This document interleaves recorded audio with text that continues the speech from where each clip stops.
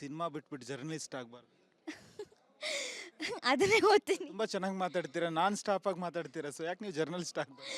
ಆಗೋಣ ಅಂದರೆ ಅಫ್ಕೋರ್ಸ್ ಓದ್ತಾ ಇದ್ದೀನಲ್ಲ, ನೆಕ್ಸ್ಟ್ ಡಿಗ್ರಿಗೆ ಏನಾದರೂ ಆಸೆ ಇದೆಯಾ ಜರ್ನಲಿಸ್ಟ್? ಇದೆ ನನಗೆ ಮಾತಾಡೋದು. ಏನು ಹೌದು, ಅಂಕಿತ್ ಅವ್ರು ಓದ್ತಿರೋದು? ಸೆಕೆಂಡ್ ಪಿ ಯು ಈಗ. ಹೌದಾ, ನಾನೆಲ್ಲ 8th ಅಥವಾ 9th ಅನ್ಕೊಂಡೆ. ಇಲ್ಲ, ಸೆಕೆಂಡ್ ಪಿ ಯು. ನೋಡಕ್ಕೆ ತುಂಬ ಚಿಕ್ಕ ಹುಡುಗಿ ಥರ ಕಾಣಿಸ್ತೀನಿ. ಅನ್ಕೋಬೇಕಷ್ಟೇ.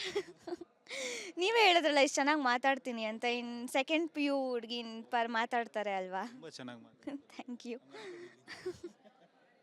ಆಯ್ತು, ಈಗ ಯಾವ ಹೀರೋ ಜೊತೆ ನಾನು ತೆರೆ ಹಂಚ್ಕೋಬೇಕು, ಆ ನಟನ ಜೊತೆ ನಾನು ಆಕ್ಟ್ ಮಾಡಬೇಕು ಎನ್ನುವಂಥದ್ದು ಯಾವ ನಟನ ಜೊತೆ ನಿಮ್ಗೆ ಆಸೆ?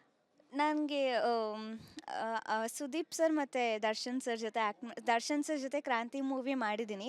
ಬಟ್ ಒಂದು ಒಳ್ಳೆ ಪಾತ್ರ ಅವ್ರ ಜೊತೆ ಆ್ಯಕ್ಟ್ ಮಾಡಬೇಕು ಅಂತ ತುಂಬ ಆಸೆ ಇದೆ ದರ್ಶನ್ ಸರ್ ಜೊತೆ. ಸುದೀಪ್ ಸರ್ ಜೊತೆ ಕೂಡ ಹೌದು. ಸುದೀಪ್ ಸರ್ ಜೊತೆ ಇಲ್ಲಿವರೆಗೂ ಯಾವ ಮೂವೀಸಲ್ಲೂ ಅವ್ರ ಜೊತೆ ಆ್ಯಕ್ಟ್ ಮಾಡಿಲ್ಲ. So Sudeep sir, Darshan sir ಜೊತೆ ಆ್ಯಕ್ಟ್ ಮಾಡಬೇಕು ಅಂತ ತುಂಬ ಇಷ್ಟ ಇದೆ.